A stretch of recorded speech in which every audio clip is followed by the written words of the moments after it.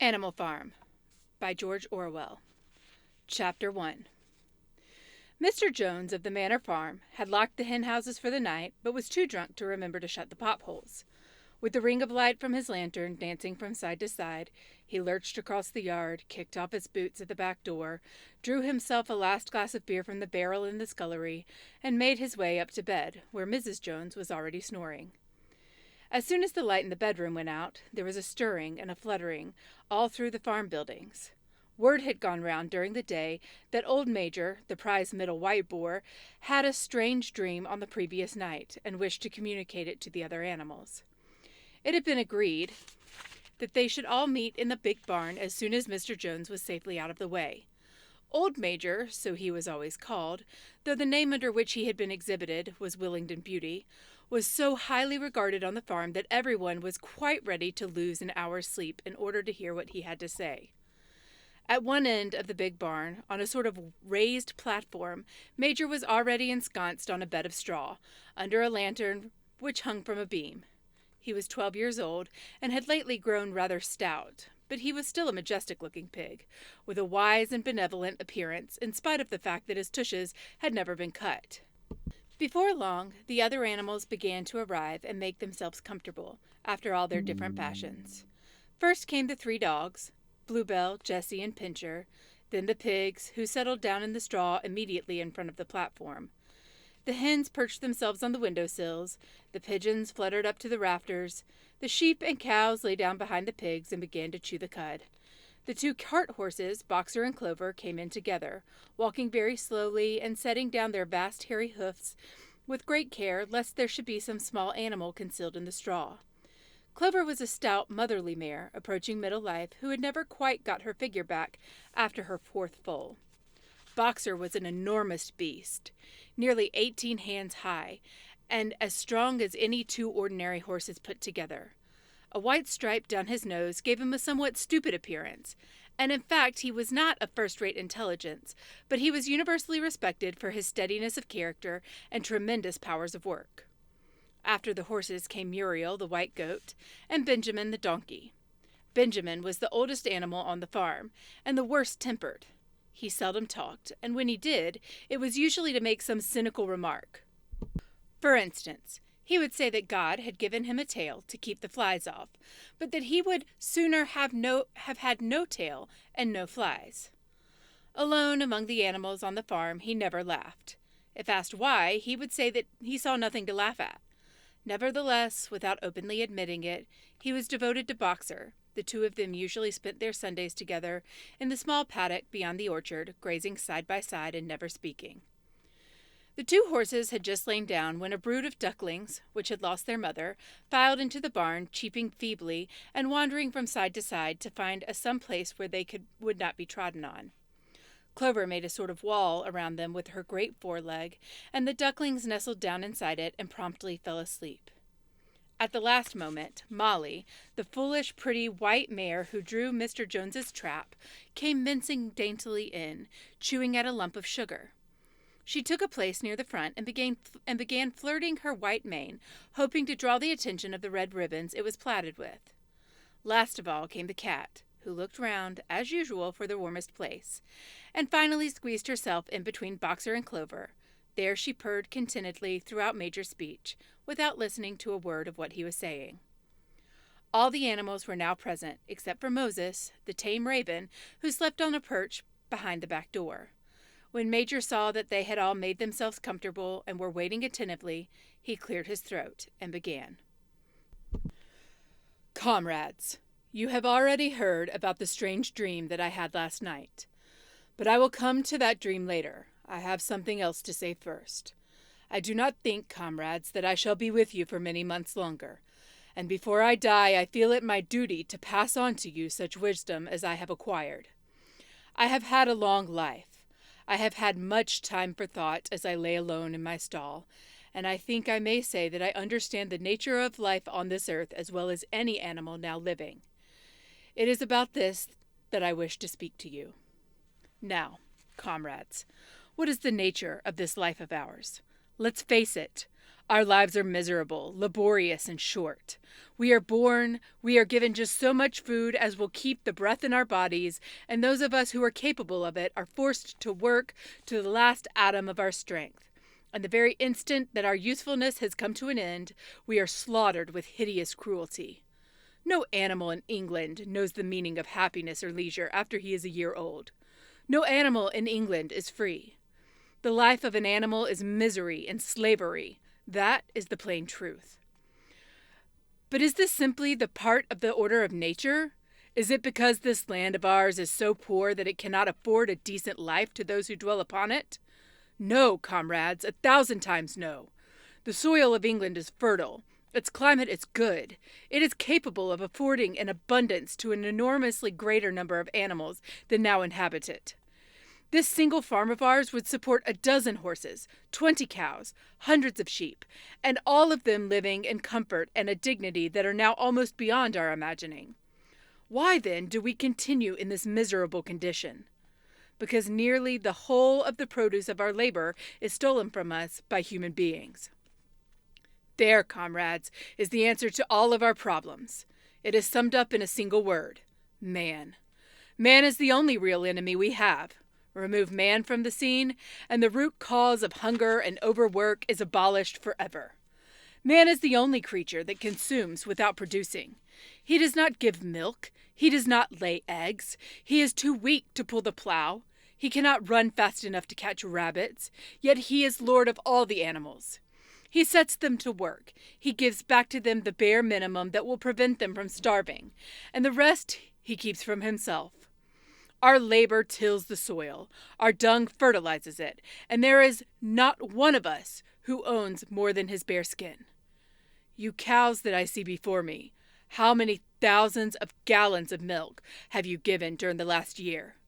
And what happened to that milk which should have been breeding up sturdy calves? Every drop of it has gone down the throats of our enemies. And you hens, how many eggs have you laid in this last year, and how many of those eggs have ever hatched into chickens? The rest have all gone to market to bring in money for Jones and his men. And you, Clover, where are those 4 foals you bore, who should have been the support and pleasure of your old age? Each was sold at a year old. You will never see one of them again. In return for your 4 confinements and all your labor in the fields, what have you ever had except your bare rations and a stall? And even the miserable lives we lead are not allowed to reach their natural span. For myself I do not grumble, for I am one of the lucky ones. I am 12 years old and have had over 400 children. Such is the natural life of a pig. But no animal escapes the cruel knife in the end. You young porkers who are sitting in front of me, every one of you will scream for your lives at the block within a year. To that horror we all must come. Cows, pigs, hens, sheep, everyone. Even the horses and the dogs have no better fate. You, Boxer, the very day that those great muscles of yours lose their power, Jones will send you to the knacker, who will cut your throat and boil you down for the foxhounds. As for the dogs, when they grow old and toothless, Jones ties a brick round their neck and drowns them in the nearest pond. Is it not crystal clear, comrades, that all of the evils of this life of ours spring from the tyranny of human beings? Only get rid of man, and the produce of our labor would be our own. Almost overnight we could become rich and free. What, then, must we do? Why, work, night and day, body and soul, for the overthrow of the human race. That is my message to you, comrades: rebellion. I do not know when that rebellion will come. It might be in a week or in 100 years, but I know as surely as I see the straw beneath my feet that sooner or later justice will be done. Fix your eyes on that, comrades, throughout the short remainder of your lives. And above all, pass on this message of mine to those who come after you, so future generations shall carry on the struggle until it is victorious. And remember, comrades, your resolution must never falter. No argument must lead you astray. Never listen when they tell you that man and the animals have a common interest, that the prosperity of the one is the prosperity of the others. It is all lies. Man serves the interest of no creature except himself, And among us animals let there be perfect unity, perfect comradeship in the struggle. All men are enemies. All animals are comrades. At this moment there was a tremendous uproar. While Major was speaking, 4 large rats had crept out of their holes and were sitting on their hindquarters, listening to him. The dogs had suddenly caught sight of them, and it was only by a swift dash for their holes that the rats saved their lives.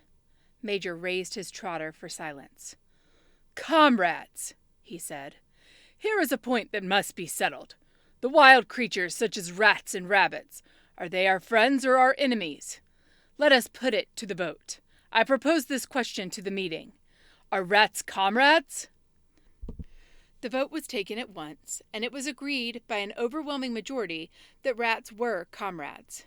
There were only 4 dissentients, the 3 dogs and the cat, who was afterwards discovered to have voted on both sides. Major continued. "I have little more to say. I merely repeat, remember always your duty of enmity towards man and all of his ways. Whatever goes upon 2 legs is an enemy. Whatever goes upon 4 legs or has wings is a friend. And remember also that in fighting against man, we must not come to resemble him. Even when you have conquered him, do not adopt his vices. No animal must ever live in a house, or sleep in a bed, or wear clothes, or drink alcohol, or smoke tobacco, or touch money, or engage in trade. All the habits of man are evil. And above all, no animal must ever tyrannize his own kind. Weak or strong, clever or simple, we are all brothers. No animal must ever kill any other animal. All animals are equal. And now, comrades, I will tell you about my dream of last night. I cannot describe that dream to you. It was a dream of the earth as it will be when man has vanished. But it reminded me of something I had long forgotten. Many years ago, when I was a little pig, my mother and the other sows used to sing an old song of which they knew only the tune in the first 3 words. I had known that tune in my infancy, but it had long since passed out of my mind. Last night, however, it came back to me as a dream. And what is more, the words of the song also came back. Words, I am certain, which were sung by the animals of long ago, and have been lost to memory for generations. I will sing to you that song now, comrades. I am old and my voice is hoarse, but when I have taught you the tune, you can sing it better for yourselves. It is called Beasts of England. Old Major cleared his throat and began to sing. As he had said, his voice was hoarse, but he sang well enough, and it was a stirring tune, something between Clementine and La Cucaracha.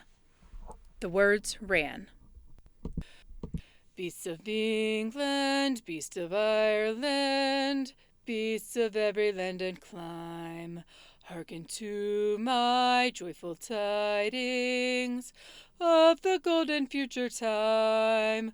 Soon or late the day is coming, tyrant men shall be o'erthrown, and the fruitful fields of England shall be trod by beasts alone.